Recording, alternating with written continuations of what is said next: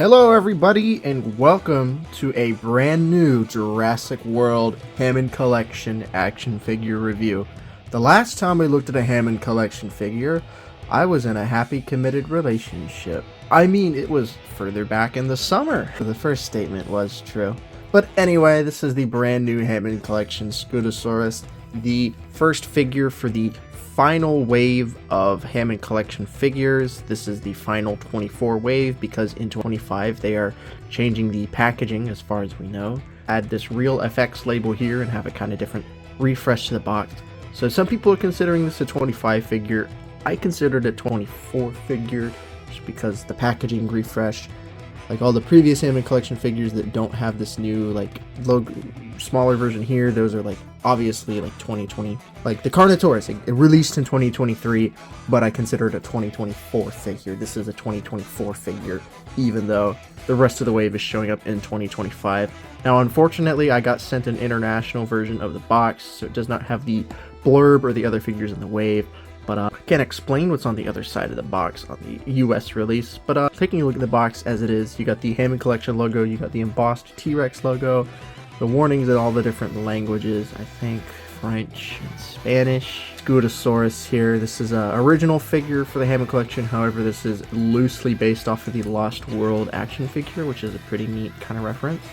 Side of the box has got the Hammond Collection logo. Yeah, the back of the box has got the Jurassic World logo, however this does not appear in Jurassic World. I think they're just kind of using it for the generic branding. It's not the same generic Jurassic World logo they used for the Irritator though, which is a little bit odd. And you got some nice pictures of the Scutosaurus here. And then on the US release it have the other figures being the Atrociraptor, which should be here late December, the Allosaurus, which should be here mid-December, and then the Triceratops, which should be here in January.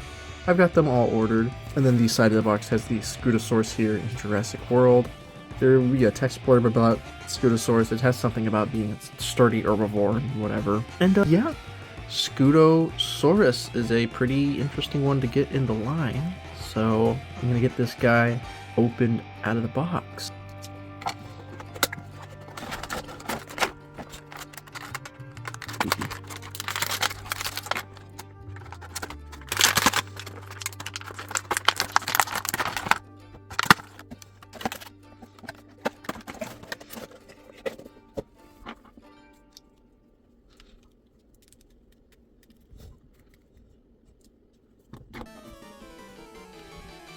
So here's the Scutosaurus out of the box. And let me just say, Mattel, this is how you do a glass eye. My, look at how good these things pop on the camera.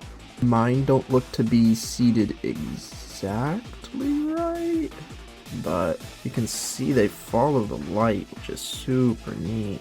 Props on that. Scutosaurus is really nice looking. They always do really well on these non-film species in the Hammond Collection, which is really funny. Like the Irritator is like a top 10 Hammond Collection figure, and the Scutosaurus is also up there. It's not perfect. I do have some flaws just right out the box, but I will go over some positives. The face sculpt is really neat. This is like a brand new sculpt. These are like nice and glossy, but also kind of sharp at the same time. And Scutosaurus would likely have used them to defend itself. It looks a lot more natural and like a real creature. I will bring in the previously released Scutosaurus. I don't have the expensive one, I have the common one. But this looks much more like a natural lizardy creature. Proper synapsid. And then the jaw, look at those teeth. They're very sharp, but they're all individually nicely detailed in there. And they look fantastic. Like, look at how sharp those look for such a small figure. And this was an herbivore. This creature is an herbivore. But, you know, lizards have sharp teeth, especially the earlier one. So yeah, that looks fantastic. And it's really sharp and spiky up here. I really love that. It's very reptilian looking, which I love. Moving down the body. You've got a nice, you know, at least 4 different colors on here. You got like this darker olive green, then you've got this military kind of like camo brownish green, and then the underside's got tan, and then you got the base green plastic here, and then it continues all the way down to the tail. Now the white on the stomach doesn't. Now one thing I do have to complain about is the legs are completely unpainted. I get it. They can kind of get away with it. It does not look bad per se. This is a premium collector's figure, and there's no paint on the nails, which loses some points there. But otherwise, this Scutosaurus is fantastic. Oh god. This is one of the best small figures they've done, in my opinion. This is great. Articulation is great for Hammond Collection figure. Obviously, I showed the jaw. It opens and closes. The head rotates side to side, up and down, and all around. I kind of want it looking a little bit this way. I want the jaw a little bit open, just to show that it has the teeth. The arms are nicely articulated. They will move back and forth. They also will move out, and you've got a bend and rotation at the elbow. My big hand won't block it.